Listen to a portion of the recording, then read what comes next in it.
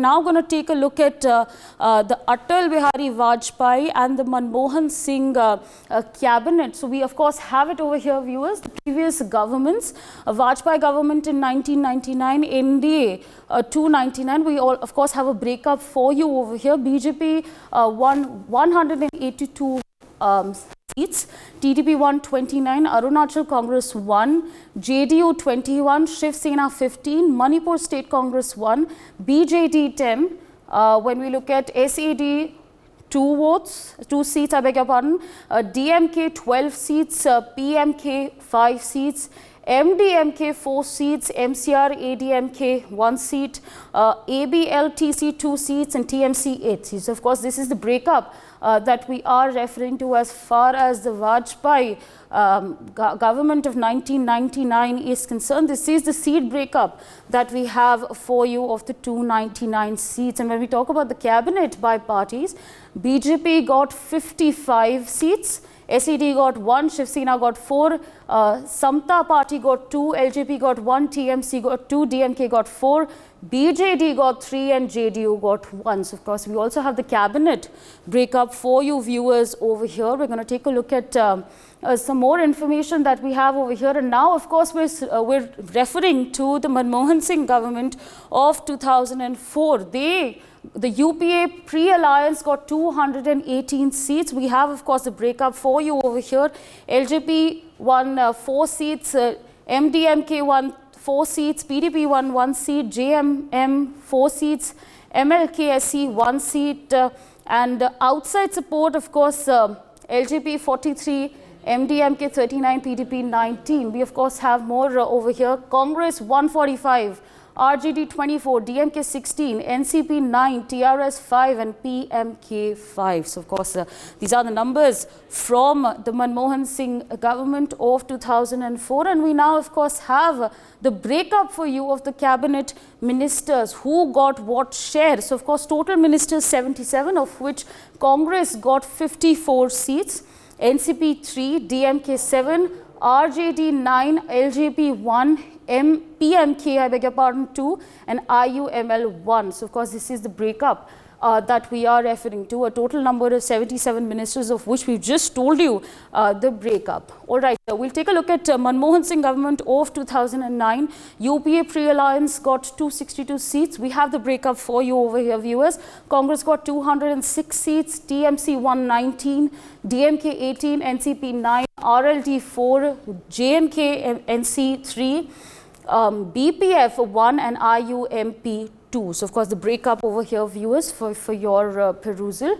And this is, of course, the Manmohan Singh government of 2009. Again, we're taking a look at the total number of ministers and the breakdown that we have right here on your screens. Congress 71 seats, NCP 3, JNK NC 1, RLD 1 and IUML 1. So, of course, there you can see the breakup, viewers, on your screens. We've given you an understanding of the Vajpayee government. We've given you an understanding of the Manmohan Singh government. And we, of course, now have Prime Minister Narendra Modi.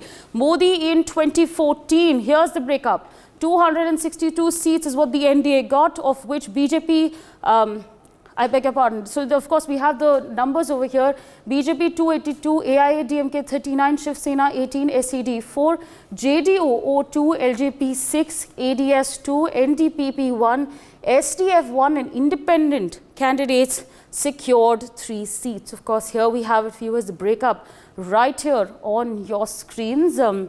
If we could quickly move on to the next slide, so then we can give our viewers an understanding on how the total number of ministers, that was 71, and the breakup that we have over here for you. So, BJP secured 66 seats, Shiv Sena 1, SED 1, LJP 1, Apna Dal 1 and RPI 1. So, this is, of course, the breakup that we are referring to as far as the cabinet is concerned. This is, of course, Prime Minister Narendra Modi's cabinet from 2014. But now we're shifting our focus to 2019, and we have the breakup over here. NDA secured 353 seats, of which BJP secured 303, Shiv Sena secured 18, JDU secured 16, LDP got 6, others got 10. So, of course, this is the breakup that we are referring to. 353 is the number that the NDA got. We're going to shift our focus to the total ministers, which, of course, 72 of them This is the breakup that we have. BJP 70, Apna Dal 1, RPI 1. So, of course, we've given you an understanding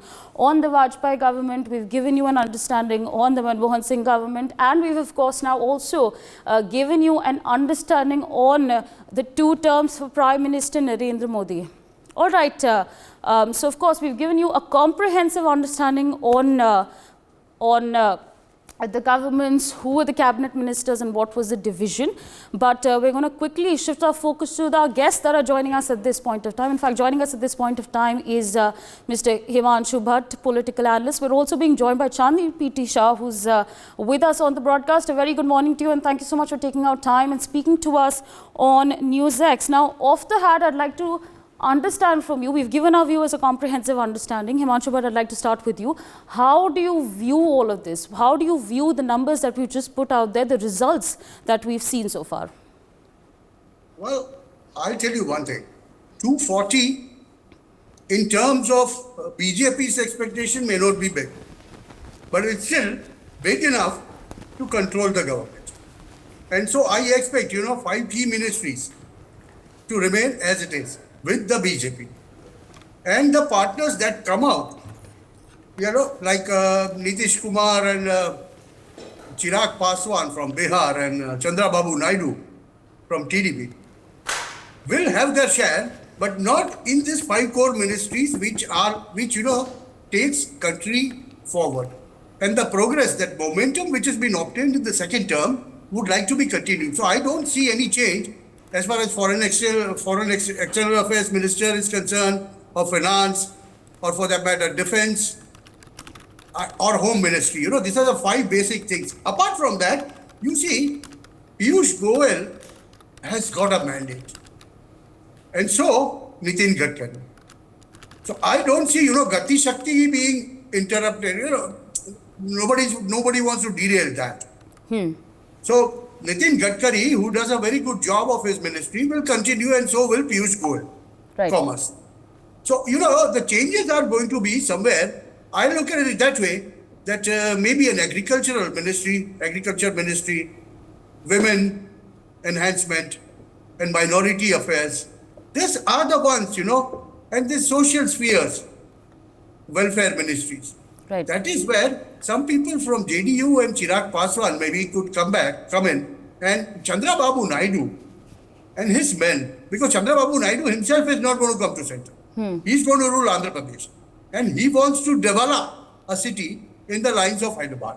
Now, looking at all these scenarios, I won't be surprised if there is a minister in place of Rajiv Chandrasekhar, in his portfolios, that new age ministries.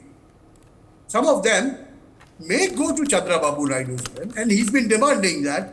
Maybe Speaker, and I expect, people like, Manohar Lal Khattar from Haryana coming into this ministry. But not, I expect, Shivraj Singh Chauhan, Mamaji, to take charge of party. Right. So what I am looking at is a mix of new and old, wherein maybe a person like Smriti Irani may not find a place. But then you have able replacements of other women leaders who could be given a chance. And so I expect the core of the ministry to remain the same. That core is what? The core is Narendra Bhai, Amit Bhai, Rajnath Singh, S. Jaishankar and Nirmala Sitharaman, along with Piyush Goyal and Nitin Gadkari. Now this is the basic core. With Mansukh Mandavia also winning, I think, the health ministry could go on, or there might be a change, or he might be given some other responsibility. Right. So, I expect this core to go, and about 65, 70 BJP ministers, with about 3 ministers from Bihar and about 3 from Andhra Pradesh. That could be your ministerial size. Yeah, there might be some cutting and trimming of some, people who have already lost, or some people who have not performed in the last term. They might not be selected, and new faces might be blooded. But I do expect, a couple of people from Bihar, I'm keeping my eyes on. One is Chirag Paswan, and other one is, his party's youngest candidate, a woman candidate who has won, She might be drafted into the ministry as the Minister of State to, learn and experience how the government runs. Sambhavi Chaudhary or something is her name. Right, absolutely. So she's 25 years old. You're absolutely bang on. Yeah, 25 years. At that age of that, she's very young. Well, this is the type of a mix I'm expecting, and I expect no holds barred this time. So the ministry also will be a bold ministry which can take really good decisions. And if the partners don't go along with it, Narendra Bhai will be very, very clear that you have to take this path because economic reforms cannot be taken back. You cannot put an halt to that. If you want to become a third largest economy by 2029, in that case, the economic reforms and economic work, economic developments, infrastructure developments need to go on. And so that BJP will not try to see, anybody else governing but their own people. And they've been doing a pretty good job of it in the last 5 years. So TDP, getting the core ministries, forget it. Yeah, maybe a speaker's place, yes, that could be negotiated with, they could have been done, that could have been done. Right. But when the letter of appreciation, I think Janata Dal, you will take this, agricultural ministry or some part, Ashwini Vaishnav for that matter, will continue. Right, so absolutely. Requesting you to stay on with us. Joining us at this point of time is Chandni Pretty Sharp. Chandni, in your assessment, what are the similarities and differences that you foresee in the cabinet lineup for this term? Will NDA allies' numbers and portfolios in the next cabinet remain similar to the previous cabinet? What's your assessment? Good morning, first of all. NDA has formed an alliance government in India in 2014, in 2019, and now in 2024. That is given, right? And the ministries have always been divided between all the alliance partners as per their forte. Now, what I see, whether there is a similarity or difference, there is of course a difference that has come in the equation. Reason being, yes, the fact remains that BJP has gained lesser seats than it was expected to gain. There is a pressure on the party. Nitish Kumar and Chandrababu Naidu, their alliance is very, very important to us right now. But being said that, I see even in 2024, just like 2019 and 2014, the big four, that is the home, defense, finance and foreign affairs, that will stay with the BJP. These are the four core ministries that are very, very important to run the country, and it will stay with BJP. With Nitish Kumar and Chandrababu Naidu, I do see that maybe health, urban development, somewhere around civil aviation might also, be offered to them. Railway is most likely to go to Nitish Kumar because, Nitish Kumar is kind of keen on railways. One of the states I foresee maybe would also get a special status. And we should not even discount the movement of any our pet goals. The BJP is going to work 24/7 to get to 272.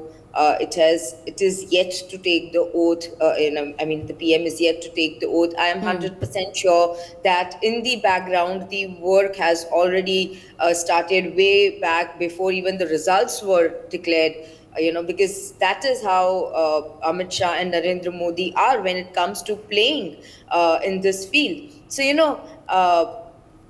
an Operation Kamal is yet to be seen.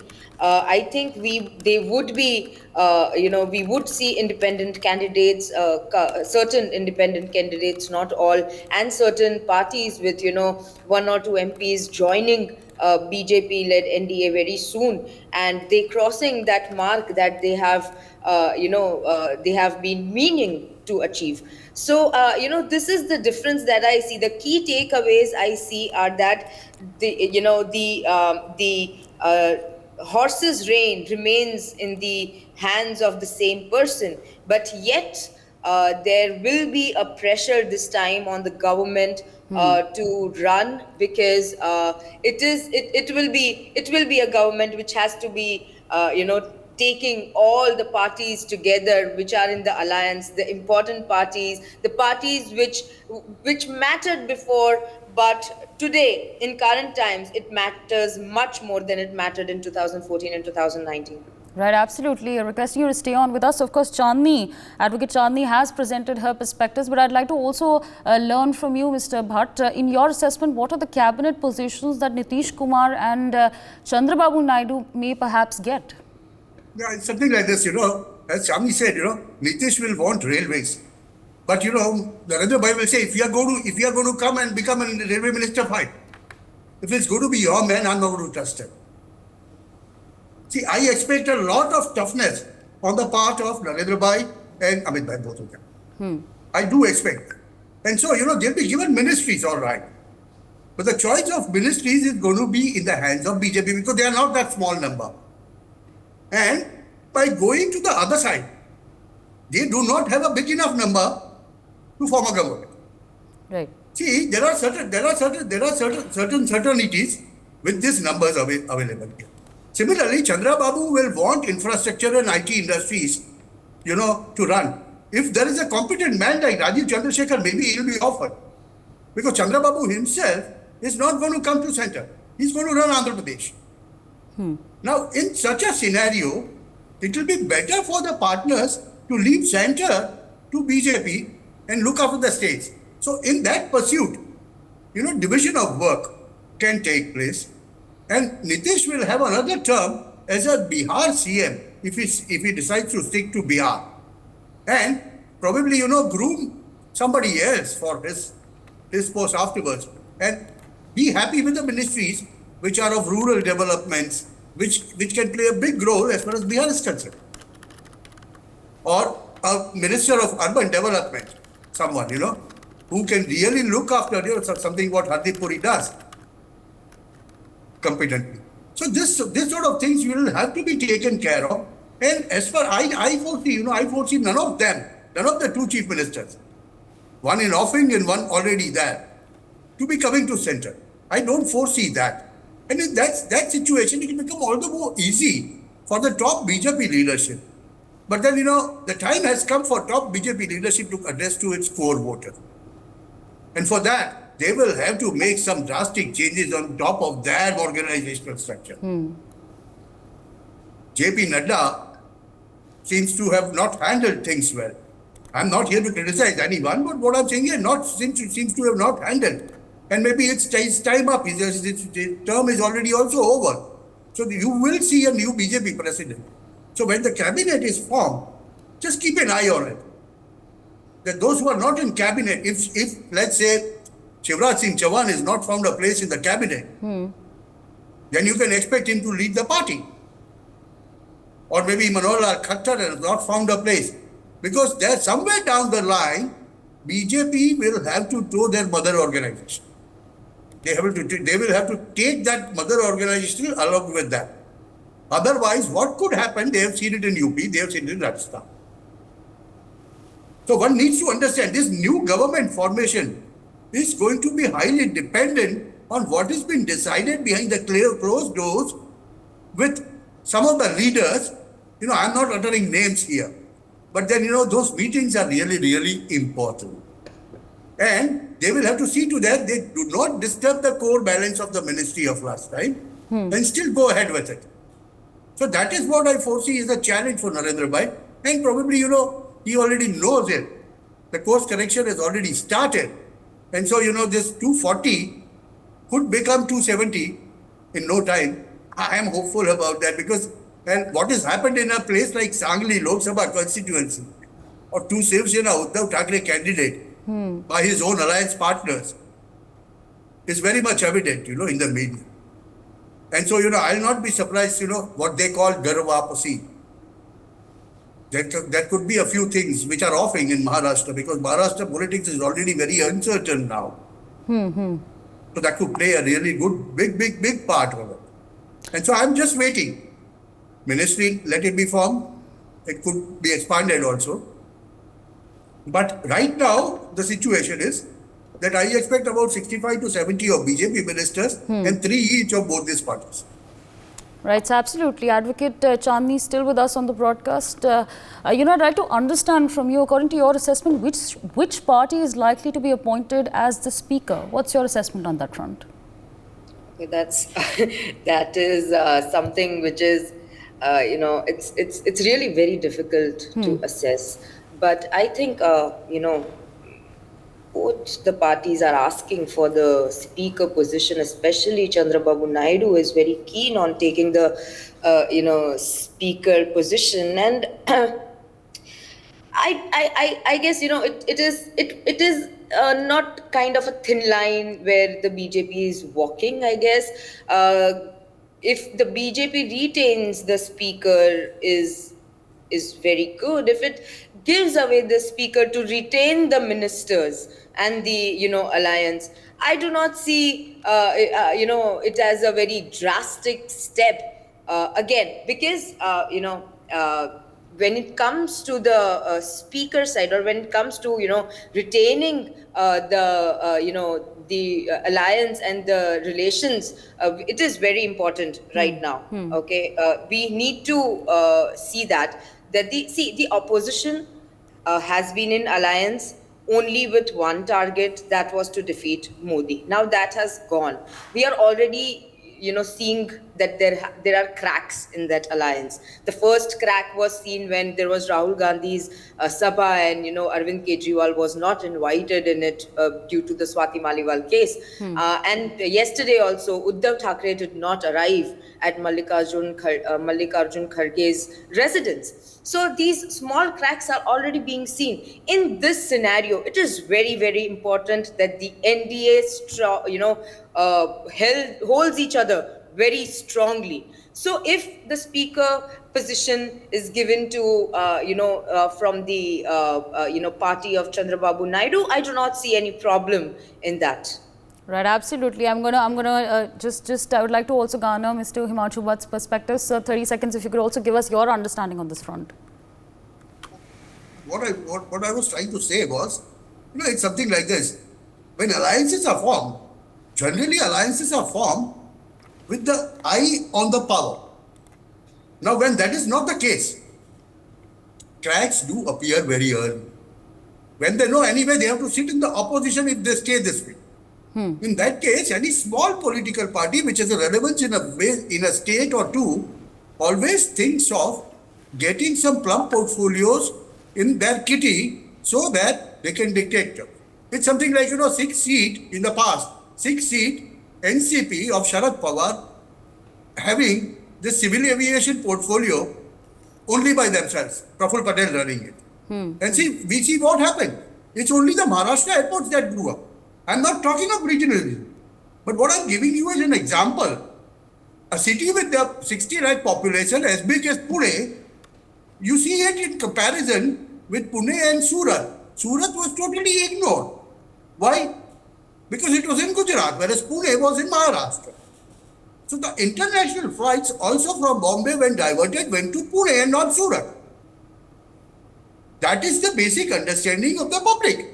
And people vote on this type of perceptions. So you need to understand that the smaller parties, when not in power, are something very different than when in power.